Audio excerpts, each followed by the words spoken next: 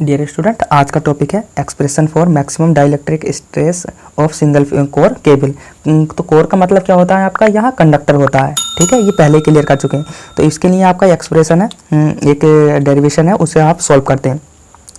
तो पहला लिखिए, since cable is in the form of cylindrical, किस फॉर्म में होगी आपके, सिलेंड्रिकल में, है ना।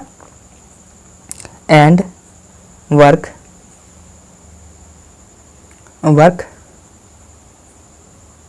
As capacitance, capacitor. सो ठीक है, तो क्या है कि जो आपकी केबल होगी वो किस फॉर्म में होगी, आपके सिलेंडर फॉर्म में। ठीक है, तो केबल का कुछ आप डायग्राम देखिए कैसा होगा।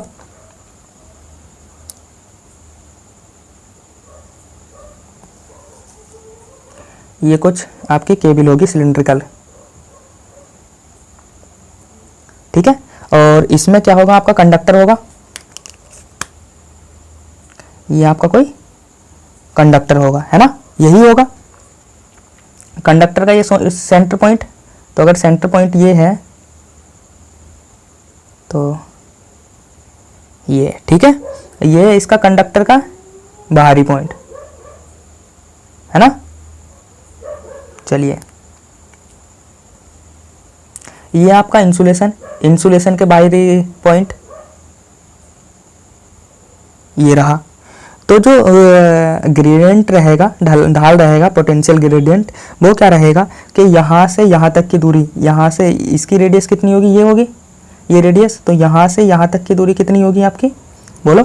अगर इसका रेडियस डायमीटर कितना हो, डी हो, यहाँ से यहाँ तक का डायमीटर डी हो, तो रेडियस कितनी हो जाएगी, d/2, d/t होगी। ठीक है, अगर दूसरा अगर केबल और कंडक्टर के बीच का डायमीटर कितना हो, डी, कैपिटल डी हो, तो उसका आपका रेडियस कितनी हो जाएगी, d/2। डायमीटर कितना होता है आपका, डी होता है, और रेडियस कितनी हो जाएगी, रेडियस आपकी r/d/2। ठीक है, और जो आपका ग्रेडियंट रहेगा, ग्रेडियंट मान लीजिए यहाँ तक कितना है आपका, यहाँ से यहाँ तक ये g है, ये g। ठीक है, तो कंडक्टर के बीच का और ये इसके कंडक्टर के बीच का ग्रेडियंट ये है, और ये धीरे धीरे ये क्या है, मैक्सिमम, gm मैक्सिमम। और ये क्या रहेगा, जैसे ही कंडक्टर से इंसुलेशन के बीच में आएगा, ये क्या हो जाएगा, कुछ इस तरीके से, ये क्या रहेगा आपका, g max। तो इसी देखने वाले हैं। तो इसका दूसरा पॉइंट लिखिए, दूसरा पॉइंट क्या होगा, the electric stress eight A distance x from centre of O, the cable is given by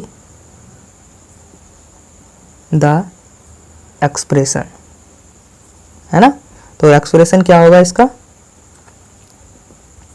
तो आप अगर क्या है कि स्ट्रेस क्या है, E है, तो यहाँ से क्या मिलेगा आपका, इलेक्ट्रिक क्या मिलेगा, EX, और उसका Q आपने Q/2πe × R 1/x B/n, ये पूरा आपका डेरिवेशन है किसका। जब आप क्या पढ़ोगे, आप कूलाम्स लॉ पढ़ोगे, तब उसमें पोटेंशियल डिफरेंस और इलेक्ट्रिसिटी जब पढ़ोगे, तब इसका डेरिवेशन है। ठीक है, तो ये डेरिवेशन अभी प्रूव नहीं कराएंगे, बस इतना समझ लीजिए। तो कितना होगा, इक्वेशन 1। तो ये कितना होगा, इलेक्ट्रिक स्ट्रेस है। ठीक है, दूसरा क्या होगा, सिंस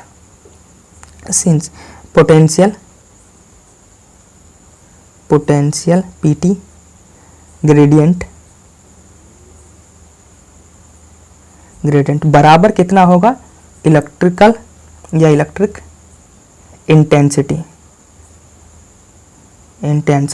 तो इलेक्ट्रिकल इंटेंसिटी कितनी होगी आपकी, पोटेंशियल डिफरेंस कितना होगा, BQ/2πε0 ये एप्सिलॉन और ये रिलेटिव परमिबिलिटी और आपकी एब्सोल्यूट परमिबिलिटी है, ठीक है। लॉग ई बेस कितना होगा डी अपॉन डी आर।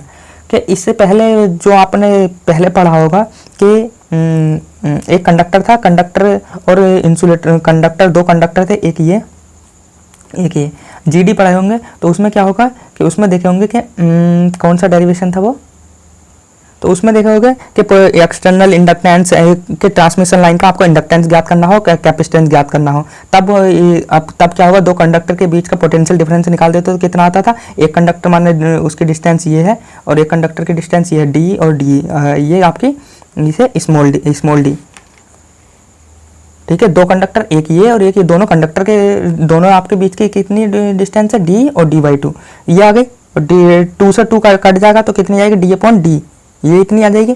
तो ये क्या है कि पोटेंशियल डिफरेंस किसके बीच का, इंसुलेटर और कंडक्टर के बीच का। इतनी बात क्लियर हुई, ठीक है। तो उसके बाद क्या होगा कि यहाँ से इक्वेशन 2 लिखो, ठीक है। तो ये इक्वेशन 2, तो इक्वेशन फर्स्ट क्या थी आपकी, इसके लिए ग्रेडियंट कितना आएगा आपका, जी ग्रेडियंट कितना निकलेगा, क्यू अपॉन, यहाँ से लिख लीजिए इसीलिए 2 pi epsilon naught epsilon R into 1 upon X, कितनी आ जाएगी, बी अपॉन एम, तो कितनी आ जाएगी, ये थर्ड, ठीक है। अब इक्वेशन 2 से तो क्यू की वैल्यू आपके पास ये है, क्यू की वैल्यू ये है और क्यू की वैल्यू ये है, तो दोनों इक्वेशन से निकाल दोगे तो यहाँ से क्या मिलेगा, देखो यहाँ से निकालो, इसे साफ करते हैं। अब इक्वेशन 2 क्या थी, इक्वेशन 2 थी आपकी Q upon 2 pi epsilon naught epsilon R और आपकी log E base capital D upon small D, equation 2। तो यहाँ से इक्वेशन 2 थी। अब यहाँ से क्यू की वैल्यू अगर निकालोगे तो क्यू की वैल्यू कितनी मिलेगी आपको, बी 2 पाई ये अपॉन कितना होगा बोलो भाई, ये होगा आपका बी इंटू लॉग ई और कितना होगा, डी अपॉन डी, यही मिलेगा ना। देखो यहाँ से क्यू क्या होगा, ये इसके ऊपर चला जाएगा है, और डी क्या रहेगा, डी ये यहाँ रहेगा तो इसके बटे में आ जाएगा, तो इक्वेशन कितनी मिल जाएगी, ये 4। ये समझ में आया ना कैसा कर दिया। देखो अरे समझ क्यों नहीं रहे, ये इसके साथ मल्टीप्लाई हो गई यहाँ, ठीक है, और ये इसके साथ गुणा में है तो इसके साथ किस में आ जाएगा, बटे में, ठीक है। तो यहाँ से लिखिए पुटिंग इक्वेशन 4 इन इक्वेशन 3।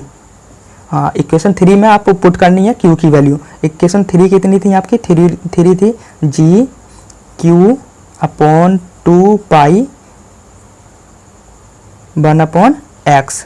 तो यहाँ क्यू की वैल्यू रखो तो जी बराबर कितना आ जाएगा आपका, जी बराबर बोलो भाई, जी बराबर आएगा, जी बराबर ये बी नहीं होगा, खाली ई होगा, ई, ठीक है।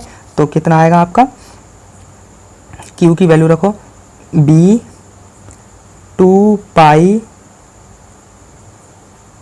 और upon log E D upon D, ठीक है। बटे में कितना आएगा, बटे में देखो, बटे में कितना आएगा, ये वाली वैल्यू किधर गई आपकी, ये नहीं, कौन सी थी,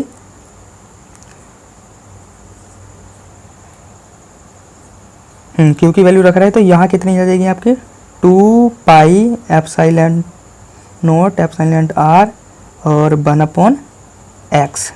तो ठीक है, इसे सही करके लिखो 2 पाई बी एप्सिलॉन आर अपॉन, ये इसके नीचे आ जाएगा, ये क्या बचेगा 2 पाई नॉट एप्सिलॉन आर और ये एक्स ऊपर पहुंच जाएगा, एक्स ऊपर पहुंच जाएगा और ये लॉग डी अपॉन डी कहाँ आ जाएगा, नीचे, इससे ये कैंसिल।